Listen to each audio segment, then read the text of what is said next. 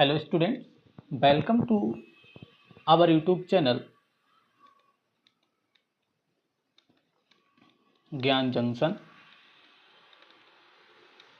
आज की इस वीडियो को स्टार्ट करने से पहले मैं आपको बताऊंगा कि मेरा ये YouTube चैनल या इस YouTube चैनल के माध्यम से हम लोग आपको क्या प्रोवाइड कराते हैं। सबसे पहले हम बात करेंगे कि हम यहाँ पर आपको BSc, BA, BCom, MSc, MCom की क्लासेस प्रोवाइड कराते हैं, जिसमें हम BSc का सिलेबस कवर करते हैं, BA के टीचर BA का सिलेबस, BCom के टीचर BCom और MSc और MCom के सिलेबस को यहाँ पर कवर करते हैं। जिससे जिन बच्चों को प्रॉब्लम्स होती हैं जब सेमेस्टर एग्ज़ाम होता है तो बहुत सारे बच्चे समझ नहीं पाते, ना सिलेबस समझ पाते हैं, ना सिलेबस से रिलेटेड कहाँ से क्वेश्चन बनेगा वो कुछ नहीं समझ पाते हैं। तो हम कोशिश करते हैं हम उनको यहाँ पर ये सारी चीज़ें प्रोवाइड करा सकें। ठीक है, तो हमारे इस YouTube चैनल के मेंबर्स, सबसे पहले हम बात करेंगे राजकुमार सर की। राजकुमार सर यहाँ पर BCom एंड MCom के सिलेबस को कवर करते हैं। और वहीं हम बात करें कुलदीप सर की, तो कुलदीप सर यहाँ पर केमिस्ट्री पढ़ाते हैं और बॉटनी यहाँ पर मैं खुद पढ़ाता हूँ। मेरा नाम है सौरभ और मैं यहाँ पर बॉटनी कवर करता हूँ। ठीक है, रही बात यहाँ पर BA की, तो आने वाले समय में हम BA के भी टीचर्स को ऐड करेंगे और BA के भी स्टडी मटेरियल को यहाँ पर हम प्रोवाइड कराएंगे। ठीक है, इसी तरह हम MSc में भी यही और MCom में भी यही सारे टीचर प्रोवाइड कराते हैं, सारा स्टडी मटेरियल। ठीक है, तो अगर आपको BA BSc से रिलेटेड कुछ भी पढ़ना है तो मेरे चैनल को सब्सक्राइब करें और इसे अपने दोस्तों के साथ शेयर करें, जिससे जो बच्चे कॉलेज नहीं आ पाते हैं या कॉलेज में क्लासेस अटेंड नहीं कर पाते हैं उनको उनका इस सिलेबस वो कवर कर सकें सही से, उनको सारी इन्फॉर्मेशन। इसी के साथ साथ MJPRU से कोई भी इन्फॉर्मेशन आती है या कोई अपडेट आती है एग्जामिनेशन से रिलेटेड या एडमिशन से रिलेटेड, वो भी हम इस YouTube चैनल के माध्यम से आपके साथ शेयर करते हैं। ठीक है, अब हम आ जाते हैं अपने टॉपिक पर कि आज की इस वीडियो में मैं क्या कवर करूँगा। तो हम आज की इस वीडियो में आपके साथ BSc बॉटनी 3rd सेमेस्टर में एक यूनिट है मॉडर्न ट्रेंड इन टैक्सोनॉमी। हम बात करेंगे BSc 3rd सेमेस्टर में बॉटनी की। तो वहाँ पर एक यूनिट है मॉडर्न ट्रेंड इन टैक्सोनॉमी। ठीक है, मॉडर्न ट्रेंड्स इन टैक्सोनॉमी। ठीक, इस यूनिट के मैं कुछ टॉपिक कवर करूँगा यहाँ पे जो क्लैडिस्टिक अप्रोचेज हैं वहाँ पर पढ़ते हैं। ठीक है, तो उनमें सबसे पहले हम बात करेंगे मोनोफाइलेटिक ग्रुप की, फिर पैराफाइलेटिक ग्रुप की, क्या होते हैं पैराफाइलेटिक और मोनोफाइलेटिक ग्रुप, और इसके अलावा फिर मैं बात करूंगा पॉलीफाइलेटिक ग्रुप की। और इसी के साथ मैं डिस्कस करूंगा आपके साथ एपोमॉर्फिक करेक्टर एंड प्लीजियोमॉर्फिक करेक्टर। ठीक है, ये सारा मैं आपके साथ इस वीडियो के माध्यम से आज डिस्कस करूंगा। तो सबसे पहले हम बात कर लेते हैं व्हाट इज मोनोफाइलेटिक ग्रुप। ये मोनोफाइलेटिक ग्रुप स्टार्ट करने से पहले हमें पता होना चाहिए व्हाट इज फाइलोजेनेटिक ट्री, क्योंकि फाइलोजेनेटिक ट्री के बारे में जान लेंगे तब हम बात करेंगे अच्छे से कि what is monophyletic, what is paraphyletic, what is polyphyletic, apomorphic. ये सारी चीज़ें हम यहाँ पर अच्छे से डिस्कस कर सकेंगे जब हम फाइलोजेनेटिक ट्री के बारे में अच्छे से जान लेंगे। तो देखो, हम आपको सामने फाइलोजेनेटिक ट्री या फाइलोजेनी क्या होती है, सबसे पहले हमारे दिमाग में आना चाहिए कि फाइलोजेनी या फाइलोजेनेटिक्स क्या है। तो जब हम किसी भी ऑर्गेनिज्म की इवोल्यूशनरी हिस्ट्री को पढ़ते हैं तब हम उसे फाइलोजेनी बोलते हैं। क्या पढ़ते हैं? इवोल्यूशनरी हिस्ट्री को पढ़ते हैं तो उसके हम फाइलोजेनी की मतलब इवोल्यूशनरी हिस्ट्री बोलें तो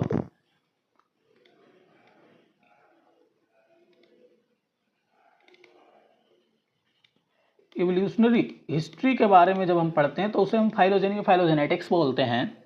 ठीक है, दोनों थोड़ा, एक एडजेक्टिव है और एक नाउन है। ठीक है, तो इवोल्यूशनरी हिस्ट्री को जब हम पढ़ते हैं, इवोल्यूशनरी हिस्ट्री बोलें तो किसी चीज़ का कैसे विकास हुआ है, कहाँ से उसके एंसेस्टर थे और कहाँ उसके डिसेंडेंट्स बने हैं। जब हम एंसेस्टर और उसके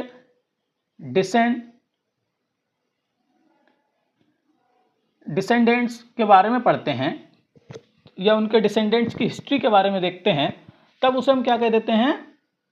तब उसे हम कह देते हैं कि वो क्या है, एक इवोल्यूशनरी हिस्ट्री को शो कर रहा है।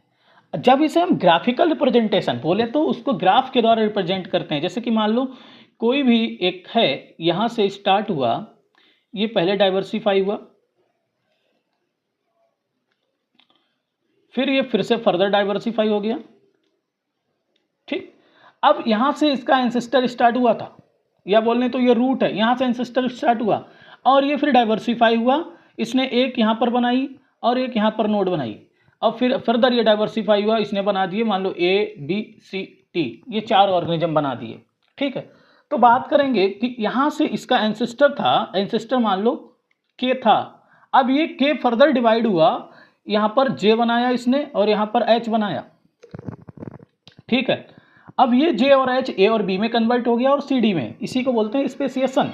स्पेसिएशन की प्रोसेस क्या है? जब एक स्पीसीज से 2 स्पीसीज बनती हैं, इसी को क्या बोलते हैं? स्पेसिएशन बोलते हैं। ठीक है, तो यहाँ पर एक देखो K का A के साथ क्या रिलेशन है, या A कहाँ से ओरिजिन हुआ है, अल्टीमेटली देखें तो K से ओरिजिनेट हुआ है, तो इसका एंसेस्टर क्या है? K है। अगर हम मोस्ट रिसेंट की बात करें तो A कहाँ से ओरिजिनेट हुआ है? J से ओरिजिनेट हुआ है। या अगर ज़्यादा दूर की बात करूँ तो कहाँ से ओरिजिनेट हुआ है? K से हुआ है। तो इस सारे रिलेशनशिप को जिसके द्वारा रिप्रेजेंट किया जाता है उसे बोलते हैं फाइलोजेनेटिक ट्री। फाइलोजेनेटिक ट्री क्या बोलते हैं हम? Phylogenetic tree. ये फाइलोजेनेटिक ट्री जब हम बात करेंगे बाद में डिस्कस करेंगे कि what is phylogenetic tree and the type of phylogenetic tree की बात करेंगे। ठीक है, ये रूटेड भी हो सकते हैं, अनरूटेड भी हो सकते हैं। तो एक ग्राफिकल रिप्रेजेंटेशन है इवोल्यूशनरी हिस्ट्री का, उसी को क्या बोला गया? Phylogenetic tree. तो आप लिख सकते हैं ग्राफिकल रिप्रेजेंटेशन ऑफ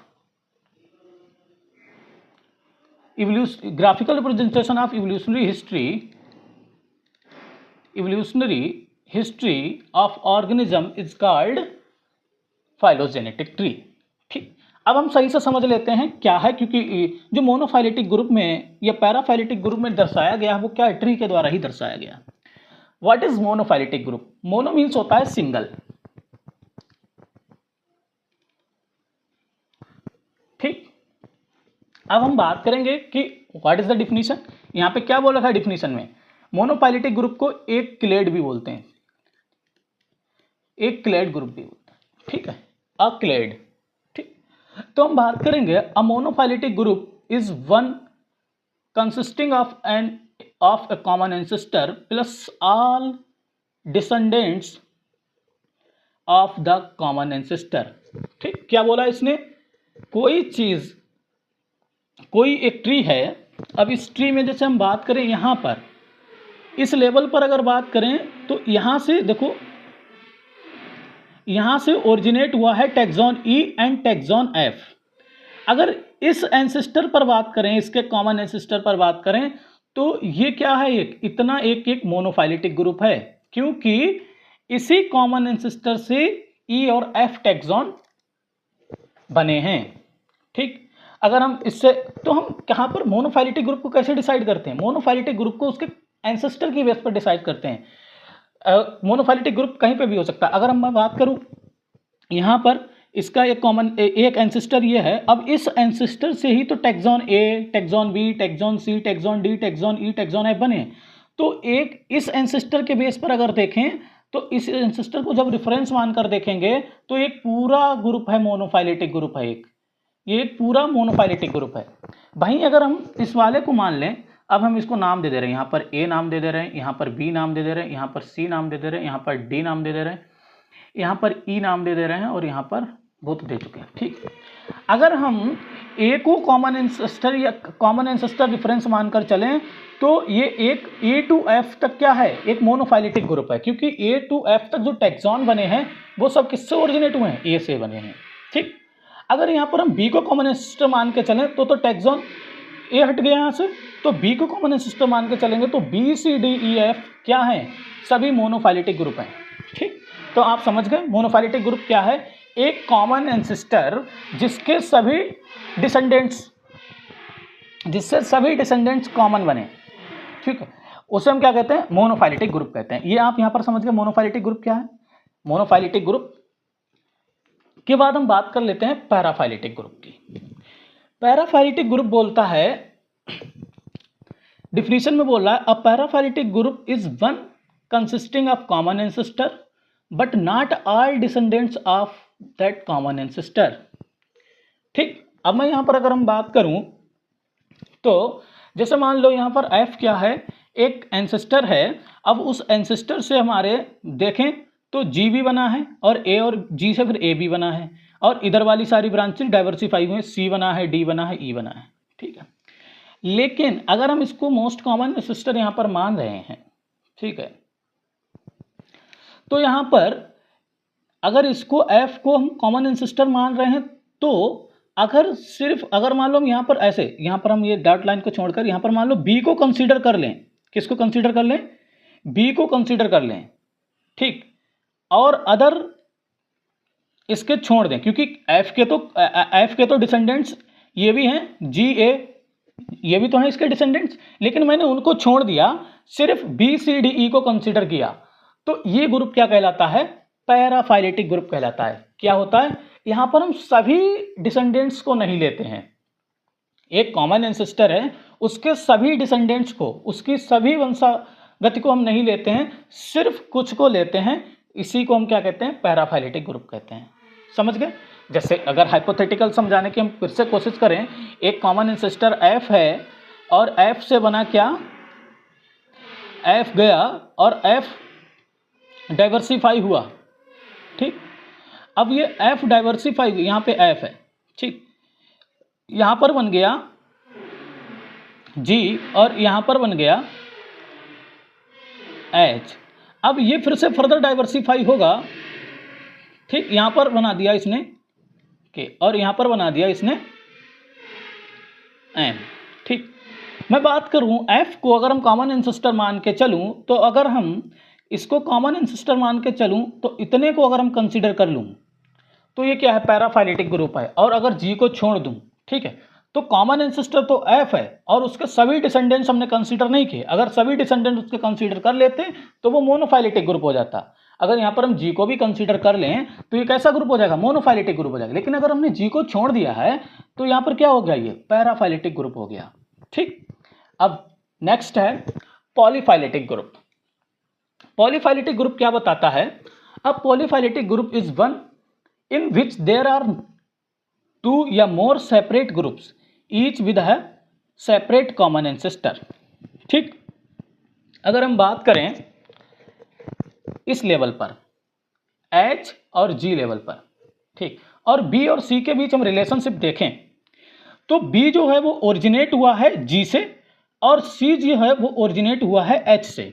ठीक, तो ये आपस में कैसा रिलेट हो गया, पॉलीफाइलेटिक, क्योंकि इनके दोनों के कॉमन एंसेस्टर क्या हैं, डिफरेंट हैं।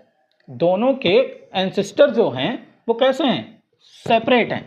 ठीक है, तो एंसेस्टर जब सेपरेट होते हैं और उनके बीच, ऑर्गेनिज्म के बीच जब रिलेशनशिप देखते हैं या कोई ग्रुपिंग देखते हैं तो उसको क्या कहते हैं, पॉलीफाइलेटिक ग्रुप देखते हैं।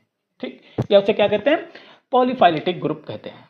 ठीक, अब ये हो गया पॉलीफाइलेटिक ग्रुप, मोनोफाइलेटिक ग्रुप और पैराफाइलेटिक ग्रुप। जहां कहीं पे भी अगर इसमें समझना आया हो तो कमेंट बॉक्स में बताना, मैं आपको समझाने की कोशिश करूंगा। अब यहां पर हम देखते हैं, हमने बोला था एपोमॉर्फिक कैरेक्टर, एपोमॉर्फिक करेक्टर एंड प्लीजियोमॉर्फिक करेक्टर। ठीक है, सबसे पहले क्या है, करेक्टर क्या होता है? करेक्टर किसी चीज का फीचर है। जैसे मान लो हम बात करें पेटल की, तो पेटल क्या है? फ्लावर का एक करेक्टर हो गया। पेटल क्या है? फ्लावर का एक करेक्टर हो गया। ठीक, अब ये किस कलर का है? या हम बात करें पेटल है, और पेटल में कलर क्या है? एक करेक्टर है। कलर क्या ले लिया? उसका एक करेक्टर है, क्योंकि पेटल का कलर्ड होना एक क्या है? फीचर है। अब वह किस कलर का है? या वो ऑरेंज कलर का है, या ग्रीन कलर का है, या ब्लू कलर का है, तो ये आपस में क्या होगा? इसके करेक्टर स्टेट हो गए, इसकी अवस्थाएं होंगी, करेक्टर स्टेट हो गए। ठीक, ये क्या हो गए? Character state. ठीक, तो ये यहां पर एक बेसिक चीज थी, उसको हमने समझाने की कोशिश की। ठीक, अब हम बात कर लेंगे यहां पर कि what is apomorphic character and what is plesiomorphic character. Apo means यहां पर है ड्राइव्ड, ड्राइव्ड या बोले तो एडवांस। ठीक, जब कोई एडवांस करेक्टर बनता है, क्या बनता है? जब कोई एडवांस करेक्टर बनता है उसे क्या बोलते हैं हम? एपोमॉर्फिक करेक्टर बोलते हैं। प्लीजियो मतलब होता है प्रिमिटिव, प्रिमिटिव करेक्टर। प्लीजियोमॉर्फिक का मतलब क्या होता है? Primitive character. ठीक, तो अब हम बात करेंगे कि जैसे फॉर एग्जांपल मैं बात करूं यहां पे कि ये मैं मान रहा हूं, ये मैंने एक सर्कल लिया है और ये अगर फुलफिल है यहां पे, और अगर ये फुलफिल है तो ये रिप्रेजेंट कर रहा है एडवांस करेक्टर को। किसको? एडवांस करेक्टर को। ठीक, या ऐसा समझो, इससे थोड़ा टाइम लग जाएगा, तो ऐसा समझ लो हमने स्टार को बना दिया एडवांस करेक्टर, मान के चल रहे हैं यहां पर, ये हाइपोथेटिकल, और सर्कल को मान लिया ये है प्रिमिटिव करेक्टर। ठीक, मान लो यहां पर यहां से स्टार्ट हुआ, ये क्या है? एंसेस्टर है, और यहां से क्या स्टार्ट हुआ? डाइवर्सिफिकेशन स्टार्ट हुआ। ठीक, अब यहां पर इस प्रिमिटिव करेक्टर से क्या हुआ? इस प्रिमिटिव करेक्टर से बन गए क्या? स्टार, और यहां पे प्रिमिटिव एरा। ठीक, जब ये स्टार बन गए तो इसे क्या हो गया? एडवांस करेक्टर का फॉर्मेशन हुआ। पहले कोई प्रिमिटिव करेक्टर था, इवोल्यूशन के दौरान क्या बन गए वो? जब धीरे धीरे इवोल्यूशन हुआ तो एडवांस करेक्टर बन गए, तो इसे क्या बोला गया? एपोमॉर्फिक करेक्टर बोला गया। क्या बोला गया? इसको बोला गया एपोमॉर्फी या एपोमॉर्फिक करेक्टर।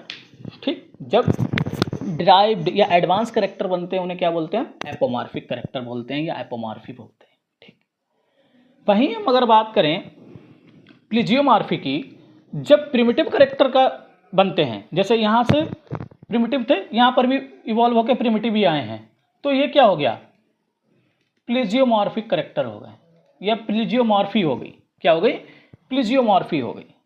ठीक, तो ये थे एपोमॉर्फी और प्लीजियोमॉर्फी था। ठीक, वहीं पे जब हम बात करते हैं सिन एपोमॉर्फी या बोलें तो सिन प्लीजियोमॉर्फी। ठीक, तो जब हम बात करते हैं मोर देन वन लाइनेज में एपोमॉर्फिक करेक्टर डेवलप होते हैं, मोर देन वन लाइनेज में क्या होते हैं? एपोमॉर्फिक करेक्टर डेवलप होते हैं, तो उसे हम कह देते हैं सिन प्लीजियोमॉर्फी। A group of taxa evolve a derived character is called a synapomorphy, and then the group of taxa that evolve a primitive character is called a plesiomorphy। ठीक, तो ये हो गया सिंप्लीजियोमॉर्फी और एपोमॉर्फी। कहीं पे भी अगर समझ ना आया हो तो कमेंट बॉक्स में बताना। नेक्स्ट वीडियो में मैं फिर से आपको एक्सप्लेन करूँगा। इसी के साथ मैं नेक्स्ट वीडियो में आपके साथ फेनेटिक्स और क्लेडिस्टिक अप्रोचेस के बारे में डिस्कस करूंगा। उससे पहले मैं बात करूंगा आपके साथ बेसिक ऑफ फाइलोजेनेटिक्स की। ठीक है, तो ये आप लोग नोट कर लें, 100% चांस है यहाँ से शॉर्ट नोट बन सकता है। लाइक करें, सब्सक्राइब करें। Thank you students.